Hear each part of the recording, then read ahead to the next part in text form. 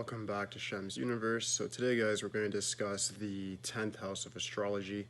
So the 10th house of astrology deals directly with the midheaven. So what this means, guys, this essentially deals with what your role is going to be in life's theater.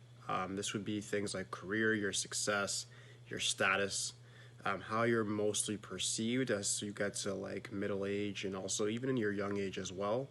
But it more so deals with like your major career, like where the astrology house 6 is mostly dealing with like jobs until you get to your early adulthood to mid adulthood. And the astrology number 2, house number 2, is more so dealing with how you make money. Luckily, the best ways in which the stars align for you to make money. This is telling you what you're kind of predetermined and destined to make money, essentially, and just kind of the kind of status or effect you're going to have on the world. So this is kind of like the mark or the legacy that you're going to leave in a tangible monetary sort of way. So it's not a very hard house to interpret and understand. This house is definitely one of the most important houses along with the second and the eighth house.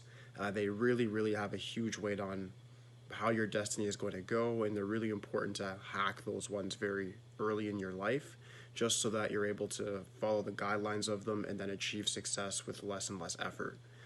So let's just go through the zodiac signs today quickly. In the next chapter, guys, by the way, I'm going to be going over all of the planets in each house so that you guys have a better understanding, because the planets actually have more weight than some of these signs. So when we get into the planets, it's going to be a whole other discussion into how they affect you and so forth as well. All right. So with Aries, Aries kind of brings that maverick energy to sort of everything.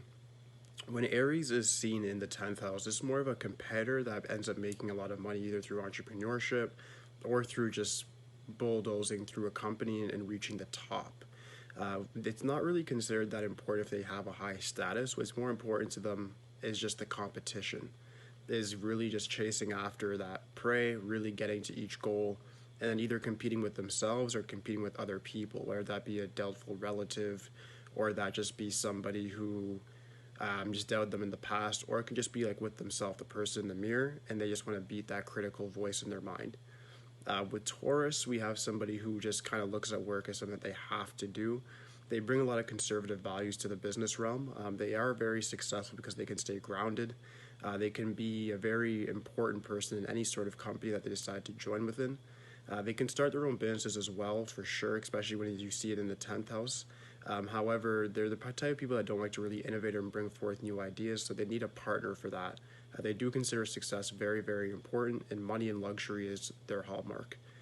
For Gemini, Gemini doesn't take their success seriously at all. They're probably people that will facilitate information or be dealing with information directly, and that's how they make their money, whether they're giving information like what I'm doing on YouTube, or they're dealing with the information throughout a company, like doing with accounting, HR, bookkeeping, or being a financial advisor, things like that, where they have to facilitate the information and use their communication skills to then make money. They're considered very important when they're in the business realm just because they know how to make fast money and they know how to make money from different realms. So when you have Gemini in the 10th house, which is what I have, you're able to sort of make money from a lot of different realms, and you're able to really multitask and really get to the base of things when it comes to multifaceted information.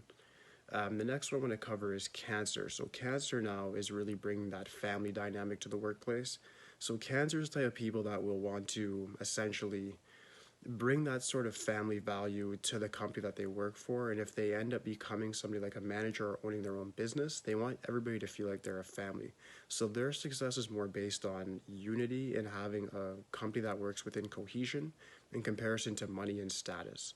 So this is very good. If you do have Cancer in the 10th house, you are predetermined to have a sort of relaxed life, home life, and also business life, where it's like even when you're at work, it feels like you're at home, and when you're at home, of course, that's definitely home for you. So just make sure you're always working towards that, where you actually feel cohesion, you feel symmetry between your home and your workplace, and your value set, and everything else will kind of come together naturally. For Leo, Leo is kind of the polar opposite of the Cancer. Leo's really about performing, really about the money, the status, the view of them being successful. They want to leave that footprint, and they're predetermined to do so. They're determined to be royalty. What would be royalty now would be like fame, social media, that popularity, that notoriety for doing something very well. And that's where you want to kind of put your effort in, is wherever your passions are, wherever you have natural, maybe artistic gifts, or whatever your sun and ascendant sign are kind of predetermining you to do, make sure that you're being very noticed for, make sure you're on center stage, and that you're number one in whatever it is that you're doing, because Leo in 10th house considers that very important. And that's where you kind of want to go. If you're working with a company and you have Leo in the 10th house, you want to make sure that you become something like the CEO or a top manager for that company, just because you need to be in that sort of hierarchy in order to feel fulfilled for your life.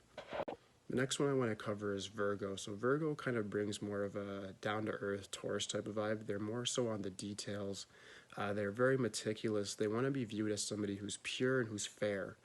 They're more so about administrative qualities, really showing that they know what they're talking about and that they can show that they're knowledgeable. Mercury is exalted within Virgo, so when it's in the 10th house like that, it depends what planet is there as well. It's going to have a very, very big impact. However, these people are very genuinely successful, and this could actually create a lot of billionaires. Virgo does have most of the rich people out of all the zodiac signs, and they do tend to be very successful because of their detail orientation. The next one I want to cover here is Libra. So Libra is all about balance in relationships. Libra's ideology of success is quite important when it comes to more so about personal relations and how people view them in comparison to the actual money and status that they have. So they want to more so be liked and appreciated for what they do, whether they get into the arts or they get into a more of a business setting, like a corporation. They want to more so be viewed for being the nice person, being the person that actually creates good relationships between people. They're kind of self-righteous in that respect, and that could be a detriment. But when you have Libra in the 10th house, you are predetermined to be quite liked in the business realm or the creative realm. So this makes you kind of more easily become famous because you have Venus backing you up.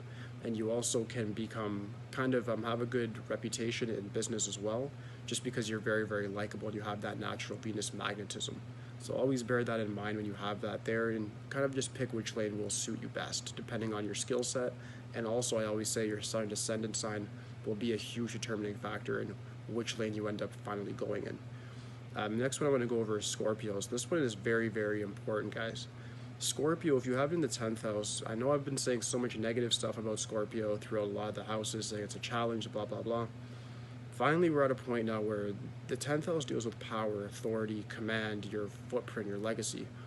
Scorpio brings that I'll do whatever it takes energy to whatever it is that they do. People with Scorpio in the 10th house become top level CEOs, politicians, athletes. They're very competitive, they're very cold, very callous, very calculative. And what happens is this makes you into a person that is just achieved success after success after success. This, aside from Capricorn, will use power in the most efficient way and most pragmatic way. When they achieve power, they're going to be able to use it and influence the reality around them and really bend things to go their way. So this is a very, very important sign to have in the 10th house. This makes you an extremely powerful person. Like I said, the only person that can become more powerful than you is somebody that has Capricorn in their 10th house. Once you have Scorpio there, especially if you have Pluto as the representatory planet for you, the sky isn't even the limit for what you can actually achieve. The next one I want to cover now is Sagittarius. Sagittarius brings more of a global sort of awareness, sort of business mindset. People that have Sagittarius usually become social media stars, they become musicians, famous artists, journalists, news reporters, because they have that sort of the world is my backyard sort of mentality, so they'll go far off to foreign lands for business. It makes you quite famous as well. It makes you known as a daredevil, somebody who's willing to do new things, and you really bring passion to whatever place you go to. If you work at somewhere basic, like even a phone company or just a regular grocery store, you'll end up becoming a manager, but you'll become like a district manager, end up moving off somewhere outside the district. If you get into the creative realm, you're going to end up having to go, if you live in like New York or Canada, you're end up going to move to LA or Dubai. You'll end up doing wild things, and that really brings forth that sort of randomness and that excitement to your life that attracts a lot of people. So it's definitely a very, very good sign to have. In the 10th house, it brings a lot of good luck and prosperity because it's represented by Jupiter as well. If you do have Jupiter or another planet that has very prospering effects, the sky's the limit when it comes to your career and occupation. Next one I want to cover now is Capricorn. So this is Capricorn's house, this is Saturn's house, and this really represents the number one successful person. This is the person that kind of has a Machiavellian persona on the negative side, meaning the ends justify the means for how they achieve their success.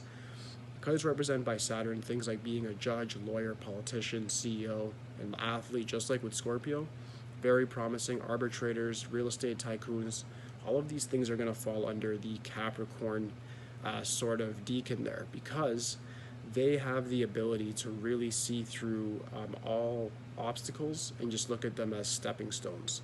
And because they have this sort of mind state of looking at negatives as positives, it makes them a very rare specimen, and they're able to succeed where other people would fail. So they have the full power of Saturn. If Saturn is the representary planet there as well, they're going to achieve really remarkable things. You're going to leave a huge legacy for your family and for the community as a whole in the future. The next one I want to go over now is the Aquarius sign. The Aquarius has to do all with more so everybody gets a taste type of mentality. They want to make sure that the community and that whatever they're doing has more of a legacy, not just for themselves, but for the people that are around them. Not necessarily either for their family either. Aquarius in the 10th house doesn't really mean that you're going to benefit your family. They probably will because of your wealth, but you're more so going to benefit people through the information that you gather and through the money and stuff that you leave behind. You might donate to charitable organizations. You may take part in government institutions to make better bylaws and better laws for the people. So this really is a people sort of energy that it brings. It wants to really do something, lead that rebellion for the people to make a revolutionary change. So when you have this in the 10th house, it means that you're meant to be innovative and creative and do something that's actually going to make a change, not just for yourself, but for your community as a whole, and that appreciation will go down with you. So even when you die, you will definitely be remembered.